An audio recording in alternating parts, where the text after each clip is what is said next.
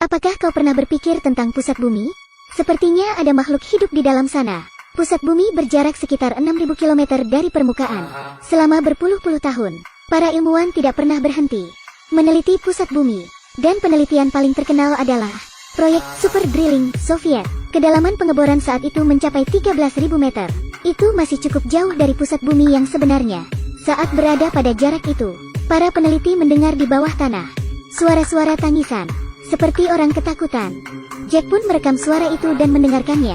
Suara itu terdengar seperti orang yang sedang disiksa.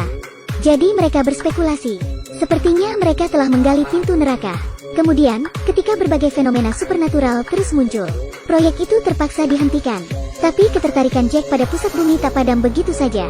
Orang-orang percaya, ada makhluk yang hidup di bawah tanah. Oke, mari kita langsung bahasa filmnya. Film Nine Miles Down adalah film tentang eksplorasi geosentris. Sebuah tim ekspedisi ilmiah pergi ke Gurun Sahara. Mereka melakukan eksplorasi bawah tanah untuk sebuah penelitian. Mereka hendak menemukan organisme termofilik baru. Berbulan-bulan setelah pengeboran, badai pasir yang hebat melanda tempat itu.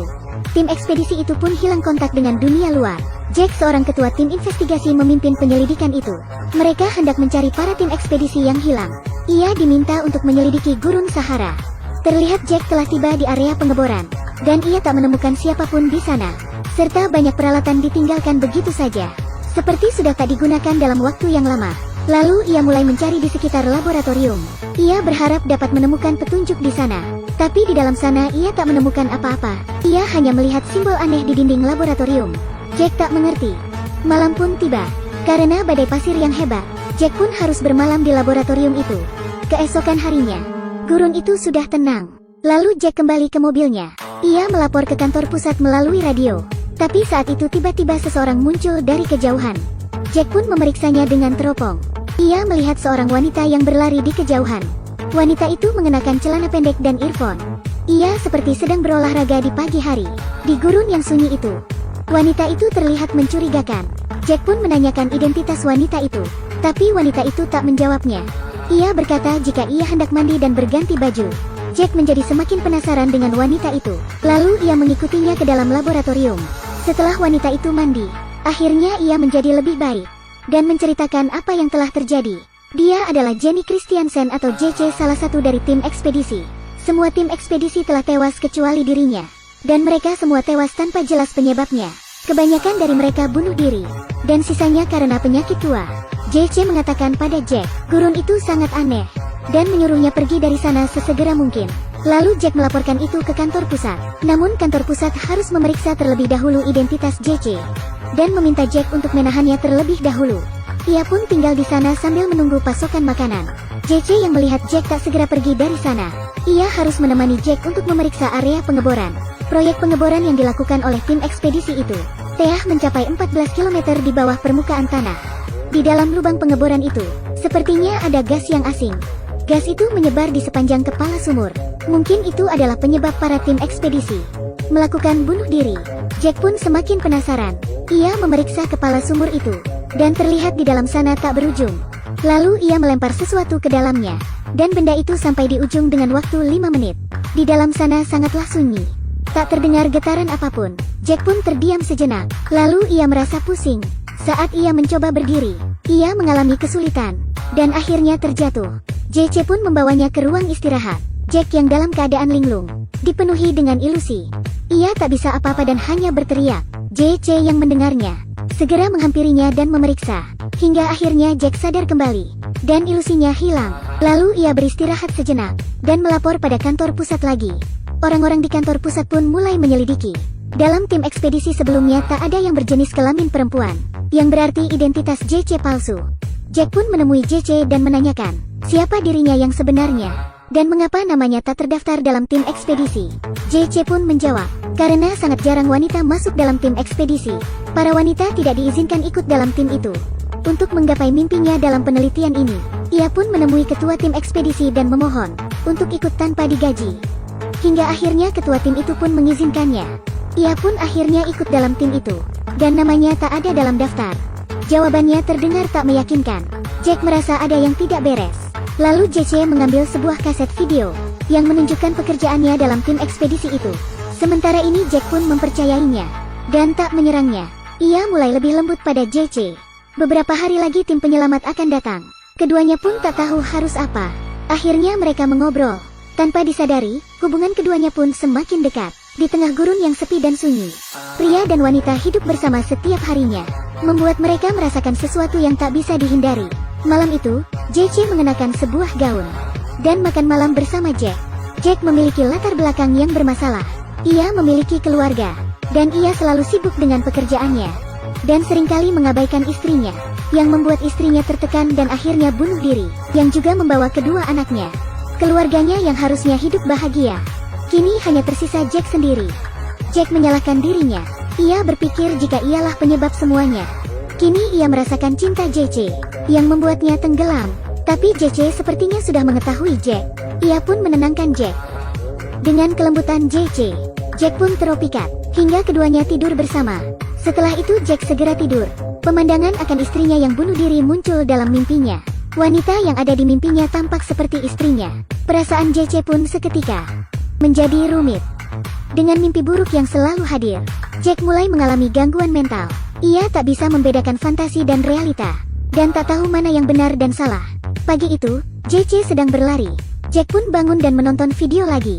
Dalam video itu, JC sedang memeriksa area pengeboran. Tiba-tiba Jack menyadari ada sesuatu yang aneh. Terdapat topi merah di belakang JC, dan topi itu dibawa oleh Jack, yang berarti video itu direkam setelah Jack tiba di sana. Video itu bukanlah rekaman pekerjaan dirinya, dan JC telah berbohong padanya. Kini Jack memeriksa seluruh laboratorium. Ia berharap bisa menemukan petunjuk lain. Tiba-tiba JC datang membawa sesuatu. Ia menyerang Jack tanpa berkata apa-apa. Jack pun panik. Ia segera bersembunyi di sebuah ruangan. Lalu ia menemukan video lain.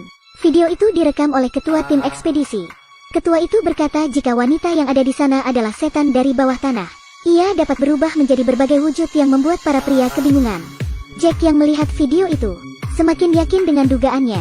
Jika KT adalah setan dari bawah tanah, dan ia naik melalui sumur bor itu, lalu berubah menjadi wanita, dan melumpuhkan para tim ekspedisi. Jack bersembunyi di dalam rumah cukup lama. Saat memastikan tidak ada pergerakan apa-apa lagi, ia keluar untuk mencari tahu apa yang diinginkan oleh setan itu. Lalu terdengar suara serak di ujung koridor. Jack pun mengikuti suara itu hingga ke dapur. Terlihat JC yang sedang memasak. Ia melihat Jack dengan senyuman yang aneh. Jack pun panik, dan mengambil 2 stik, lalu membentuk salib, untuk menakuti JC.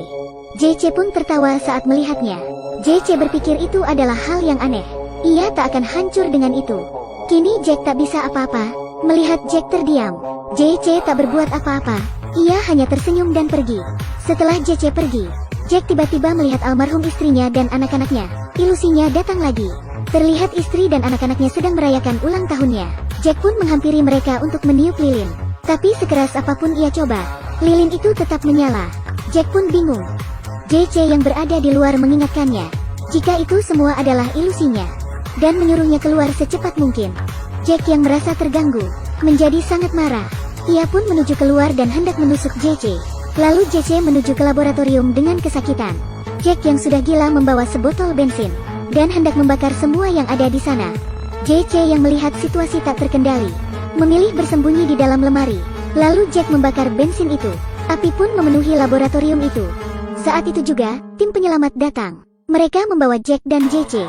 Lalu keduanya dibawa ke rumah sakit. Sebelum tim penyelamat itu pergi, mereka menghancurkan seluruh area pengeboran, dan mengubur semua yang ada di sana. Setelah Jack beristirahat beberapa hari, kesadarannya pun kembali. Identitas JC juga telah terkonfirmasi. Ia memang salah satu peneliti dalam tim ekspedisi itu. Jack pun hendak menemui JC. Terlihat JC yang sedang bergurau dengan perawat di sana. Jack pun menyadari sesuatu dari refleksi pada gelas di hadapannya. Terlihat JC yang berubah menjadi wanita tua. Ilusinya kembali lagi. Istrinya lewat di hadapannya. Jack pun mengikuti istrinya ke dalam kegelapan dengan ekspresi datar. Di bawah perintah istrinya, Jack mengambil sebuah pistol dan mengarahkannya pada kepalanya. Setelah tembakan itu, akhirnya Jack lega. Film pun berakhir. Banyak orang kebingungan setelah menonton film ini. Video dalam film itu tak ditampilkan secara utuh. Dan apa rahasia pada 9 mil di bawah permukaan bumi? Beberapa orang berpendapat Jack telah terpengaruh oleh gas beracun di sana, yang membuatnya terus berilusi, hingga pergerakan yang tak beraturan. Ada penjelasan lain yang mengatakan bahwa Film ini menunjukkan proses psikoterapi yang dijalani oleh Jack, dan identitas asli JC adalah psikiater Jack. Untuk membantunya mengatasi masalah psikologis akibat kematian istri dan anak-anaknya, JC membuat sebuah tempat kosong dan mengenalkan Jack padanya, dengan harapan Jack bisa menemukan dirinya dan membiarkan semua rasa bersalahnya pergi.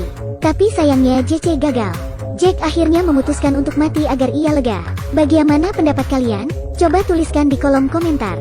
Baiklah, sekian review kali ini, sampai jumpa.